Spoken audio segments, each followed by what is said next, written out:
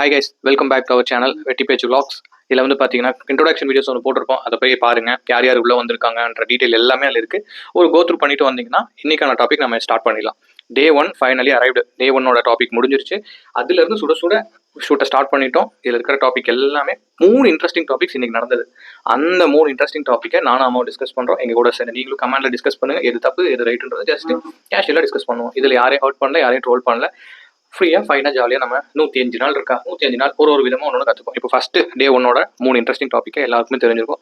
சஜனா பொண்ணோட எவிக்ஷன். அந்த எவிக்ஷனில் தப்பு எது சரி எதுன்ற கூட நாங்கள் வரல. ஆனால் இது லாஜிக்கே இல்லைன்றது தான் என்னோட பதில்.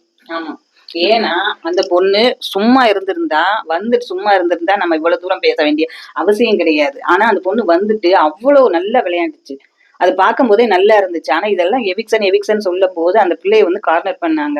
ஆனா அந்த பிள்ளை வெளியில போகாதுன்னு நாங்க நினைச்சோம். ஆனா அந்த பிள்ளை வெளியில போயிருச்சு. ஆனா இதெல்லாம் ஏத்துக்கவே முடியாது. யாராலையும் ஏற்றுக்க முடியல. இது இந்த மாதிரி ஒரு ஆப்ஷன் இது வரைக்கும் அந்த பிக் பாஸ்ல நாங்கள் பார்க்கல. இல்லை வேற ஏதாவது நடந்திருக்கான்னு தெரியல. பட் அந்த பொண்ணு நல்ல ஒரு வாய்ப்புக்காக வந்தது. அந்த வாய்ப்பை அந்த பொண்ணு யூஸ் பண்ணிச்சா இல்லையான்றத தவிர அந்த பொண்ணை யூஸ் பண்ண விடாம வெளியே அனுப்பிட்டாங்கன்றதா ஏன் பதில். ஸோ இதில் லாஜிக்கே இல்லை, ஏற்றுக்க முடியாது. அது வந்து திருப்பி வரணுங்கிறது எங்களுடைய ஒரு ஆசை. நம்ம சேனல் ஆப்ஷன் நம்ம சப்ஸ்கிரைபரோட எல்லாத்தோட நீடு அதுவாகவே இருக்கலாம். ஸோ இது என்னவா கான்ட்ரவர்சின்றதை கமெண்ட்ல சொல்லுங்க. இது லாஜிக்கே இல்லாத ஒரு டாப்பிக்காக முடிச்சுட்டு நம்ம செகண்ட் டாபிக் போகும். Second topic captain task. First captain task வச்சாங்க, தலைவனா தலைவியான்ற கேப்டன் டாஸ்க்கு. அது நல்லா இன்ட்ரெஸ்டிங்காக இருந்துச்சு. ஃபைன், இது பிளாக் பண்ணுறது, போடுறது, வைக்கிறது அப்படின்னு நல்லாவே இருந்தது. பட் அதில் எனக்கு ஒரு சின்ன முரண்பாடான விஷயம் என்னன்னா, அந்த தீபக்கும் தர்ஷிகா அவங்க 2 பேரும் தான் கிளைமேக்ஸ் ஃபைனலில் வந்து 2 பேரும் ரன் அப் பண்ணாங்க. அந்த ரன் அப்ல தர்ஷிகா சைடில் இருந்ததை விட தீபக் சைடில் அவர் சைடில் பார்த்தீங்கன்னா லைக் அவங்க பேருனா அன்ஷிதாவும் ஆதி ஆனந்தி.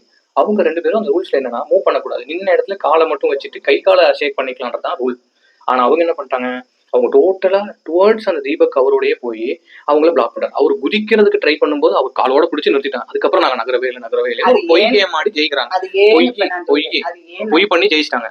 இப்ப நான் அது ஏன்னு சொல்றேன், ஏன்னா அவங்க பூரா ஸ்ட்ரென்த் அதிகம், ஜென்ஸ் பூரா ஸ்ட்ரென்த் அதிகமா இருக்கிறதுனால லேடிஸ்னால மூளைய வச்சுதான் விளையாட முடியும். ஏமாத்துறது இல்ல, வேற என்ன பண்ண முடியும். அவங்க ரொம்ப ஸ்ட்ரென்த் அதிகமா இருக்கு. அதாவது அவங்கள மீறி அவங்க, அதாவது சத்யா,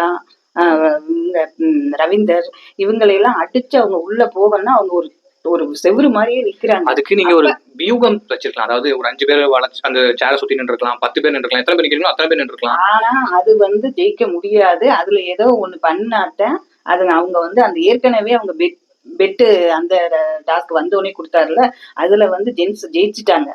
ஆனா லேடிஸ் அதுல மாட்டிக்கிட்டாங்க. ஆனா இப்ப என்னன்னா இதுலயும் நம்ம தோத்துட்டோம்னா என்ன பண்றதுங்கிறதுக்காக அவங்க இந்த மாதிரி ஒரு இது பண்ணாதான் ஜெயிக்க முடியும். இல்லைன்னா எப்படி ஜெயிக்க முடியும்? ஈக்குவல்னா அவங்க எப்படி விளையாடுறாங்களோ அதை நம்ம விளையாடணும். சீட் பண்ணி இதை வந்து என்னோட ஸ்ட்ராட்டஜின்னு சொல்றது வந்து முட்டாள்தனம். என்னால ஏத்துக்கவே முடியாது. அது வந்து ஏமாத்திதான் ஜெயிச்சாங்க. இந்த ஃபுட்டேஜ் வேணா நான் உங்களுக்கு கிடைச்சதுன்னா நான் உங்களுக்கு வீடியோல ப்ளே பண்றேன். அந்த 2 சொல்லல, அவங்க வந்து அப்படித்தான் ஜெயிக்க முடியும். லேடிஸ்னால அதுதான் முடியும். அடிச்சு உள்ள போக முடியுமா? அவங்களே ஒத்துக்காங்க, அவங்களால உள்ள முடியும். அடுத்த டாபிக் போவோம். அடுத்த டாபிக் என்ன அப்படின்னு பாத்தீங்கன்னா எவிக்ஷன் பண்றதுல வந்து ஏகப்பட்ட பேர் சேஃப் கேம் ஆடுறாங்க. சான்ஸே இல்ல சேஃப் கேம். இவங்கெல்லாம் ஆடுவாங்களான்றது எங்களுக்கு புதுசா தான் இருந்துச்சு. அந்த சேஃப் கேமை பத்தி நீ என்ன சொல்ற? சேஃப் கேம் வந்து ஒரு நல்லா விளையாடுறது ரஞ்சித் சார் தான். ரஞ்சித் சார் தான் எல்லாருக்கிட்டையும் நல்ல பேர் வாங்கணுங்கிறதுக்காக அப்படியே இந்த பக்கமும் ஒரு மாதிரி பேசுறாரு, அந்த பக்கமும் ஒரு மாதிரி பேசுறாரு. அதனால அவர் வந்து கரெக்டா விளையாண்டாருன்னா பரவாயில்ல. ஆனா அவரை வந்து நாமினேஷன் பண்ணது கரெக்ட். ஏன்னா அவர் விளையாட்டு அப்படித்தான் இருக்கு. அதே மாதிரி அந்த பக்கம் ஜாக்லின் வந்து யாரு கூட ஒத்து போக மாட்டேங்கிறாங்க. அதனால ஜாக்லின் எல்லாரும் நாமினேஷன் பண்ணிருக்காங்க. அதனால அந்த 2 பேருக்கும் கரெக்டான நாமினேஷன் தான். இன்னொரு பர்சனலா என்னோட கொஸ்டின் என்ன, அவர் சொன்ன கொஸ்டின் என்னன்னா, உனக்கு வந்து நிறைய வாய்ப்பு கிடைக்கும், அதனால வந்து நீ வெளியே போலாம். இவர் தான் எல்லாத்தையுமே பார்த்திருப்பாரு. எத்தனை படம் நடிச்சிருப்பாரு, எவ்வளவு சினிமா போயிருப்பாரு, எவ்வளவு சீரியல் நடிச்சிருப்பாரு. இவரு அந்த பொண்ணு எதுக்கு போய் நாமினேட் பண்ணணும்? அதுவும் சேஃபா பாராட்டுற மாதிரி பாராட்டி அந்த பிள்ளைய நான் உன்னை நாமினேஷன் பண்றேமாங்கிறாரு. அந்த குழந்தைக்கு எவ்வளவு மனசு வேதனையா இருந்திருக்கும். அவரோட அனுபவத்துக்கு அந்த குழந்தை சரி விடுங்க, அதை நம்ம ஒண்ணும் பண்ண முடியாது.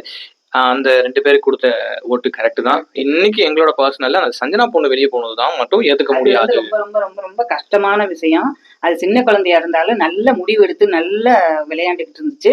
அத வெளியில 24 ஹவர்ஸ்ல வெளியில போறதுக்கு எதுக்கு அந்த பொண்ண உள்ள விட்டு இவ்வளவு சந்தோஷமா இருந்திருக்கும் அந்த பொண்ணு. உள்ள நம்ம நல்லா விளையாடலாம், நல்ல கேம் விளையாடலாங்கிறது எல்லாத்தையும் அந்த பொண்ணு கற்பனையில ஏத்திக்கிட்டு தானே வந்திருக்கும். அதே மாதிரி பார்த்தேன் அப்படின்னா இன்னொன்னு கேட்கணும்னு நினைச்சேன்.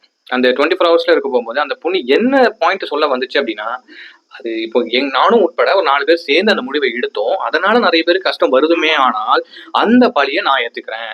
அந்த பழி நான் ஏத்தி நான் வெளியே போறேன். அது பெருந்தன்மையா சொன்னதை வந்து இவங்க போனாலும் பிரச்சனை இல்லைன்ற மீன்ல நான் சொல்றேன். ஏன்னா வந்து இப்போ நம்ம 3 பேர் டிசிஷன் எடுத்தோமா, நம்ம 4 பேர் டிசிஷன் எடுத்தோமா, அந்த 4 பேர்ல ஒருத்தர் நானா இருக்கேன். ஓகேவா? உங்களுக்கு அது வந்து சப்போஸ் நான் வந்து இப்ப நாமினேஷன் வந்து பாய்ஸ் யாருமே பண்ணக்கூடாது, கேர்ள்ஸ்னா நம்ம பக்கம் யாராவது ஒருத்தர் வெளில போகணும்ல, அந்த ஒருத்தர் நான் இருந்துக்கிறேன். அது நான் 24 ஹவர்ஸ்ல வெளில அந்த பொண்ணே லூஸ் டாக் கொடுத்துருச்சுன்னு சொல்லி லாக் பண்ணி வெளியே அனுப்பிட்டாங்க. இது கம்ப்ளீட்லி அன்ஃபேர் தான். இதுதான் வந்து என்னோட கன்க்ளூஷன் டே 1. டே 2ல என்ன நடக்குதுன்னு பார்ப்போம். ஸோ தொடர்ந்து வாட்ச் பண்ணுங்க. சேனலை சப்ஸ்கிரைப் பண்ணி வச்சுக்கோங்க. ஃபார் த அப்டேட்ஸ் எல்லாத்துக்குமே கமெண்ட்ல லீவ் பண்ணுங்க.